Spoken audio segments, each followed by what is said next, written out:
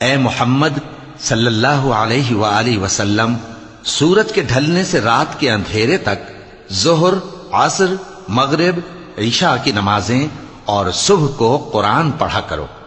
کیونکہ صبح کے وقت قرآن کا پڑھنا فرشتوں کی حاضری کا موقع ہوتا ہے۔ اور بعض حصہ شب میں بیدار ہوا کرو اور تہجد کی نماز پڑھا کرو، یہ شب خیزی تمہارے لیے ایک اضافی عمل ہے۔ امید ہے کہ اللہ تم کو مقام محمود پر فائز فرمائے۔ اور کہو کہ اے پروردگار، مجھے مدینے میں اچھی طرح داخل کیجو اور مکے سے اچھی طرح نکالیو، اور اپنے ہاں سے زور و قوت کو میرا مددگار بنائیو، اور کہہ دو کہ حق آ گیا اور باطل نابود ہو گیا، بے شک باطل نابود ہونے والا ہے۔ اور ہم قرآن میں وہ چیز نازل کرتے ہیں جو مومنوں کے لیے شفا اور رحمت ہے، اور ظالموں کے حق میں تو اس سے نقصان ہی بڑھتا ہے۔ اور جب ہم انسان کو نعمت بخشتے ہیں تو روح گرداں ہو جاتا ہے اور پہلو پھیر لیتا ہے، اور جب اسے سختی پہنچتی ہے تو نا امید ہو جاتا ہے۔ کہہ دو کہ ہر شخص اپنے طریق کے مطابق عمل کرتا ہے،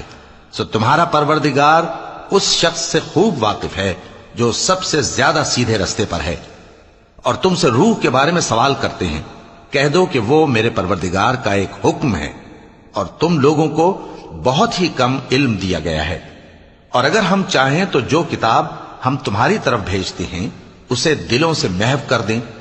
پھر تم اس کے لیے ہمارے مقابلے میں کسی کو مددگار نہ پاؤ، مگر اس کا قائم رہنا تمہارے پروردگار کی رحمت ہے، کچھ شک نہیں کہ تم پر اس کا بڑا فضل ہے۔ کہہ دو کہ اگر انسان اور جن اس بات پر مجتمع ہوں کہ اس قرآن جیسا بنا لائیں تو اس جیسا نہ لا سکیں گے، اگرچہ وہ ایک دوسرے کے مددگار ہوں۔ اور ہم نے قرآن میں سب باتیں طرح طرح سے بیان کر دی ہیں، مگر اکثر لوگوں نے انکار کرنے کے سوا قبول نہ کیا،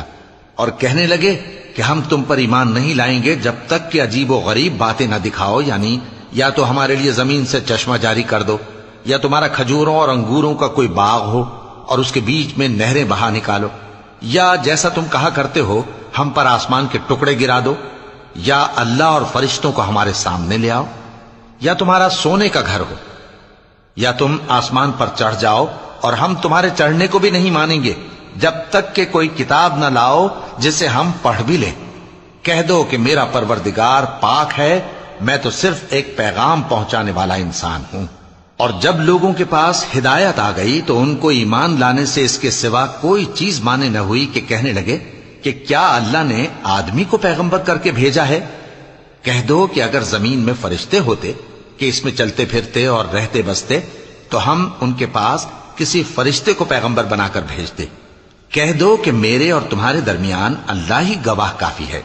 وہی اپنے بندوں سے خبردار ہے اور ان کو دیکھنے والا ہے۔ اور جس شخص کو اللہ ہدایت دے وہی ہدایت یاب ہے، اور جن کو گمراہ رہنے دے تو تم اللہ کے سوا ان کے رفیق نہیں پاؤ گے۔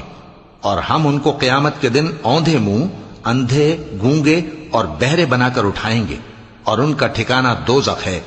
جب اس کی آگ بجھنے کو ہوگی تو ہم ان کو عذاب دینے کے لیے اسے اور بھڑکا دیں گے۔ یہ ان کی سزا ہے، اس لیے کہ وہ ہماری آیتوں سے کفر کرتے تھے اور کہتے تھے کہ جب ہم مر کر بوسیدہ ہڈیاں اور ریزہ ریزہ ہو جائیں گے تو کیا اثر نو پیدا کیے جائیں گے؟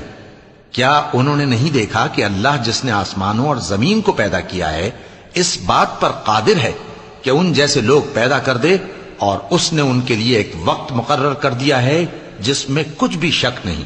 تو ظالموں نے انکار کے سوا اسے قبول نہ کیا۔ کہہ دو کہ اگر میرے پروردگار کی رحمت کے خزانے تمہارے ہاتھ میں ہوتے تو تم خرچ ہو جانے کے خوف سے ان کو بند کر رکھتے، اور انسان دل کا بہت تنگ ہے۔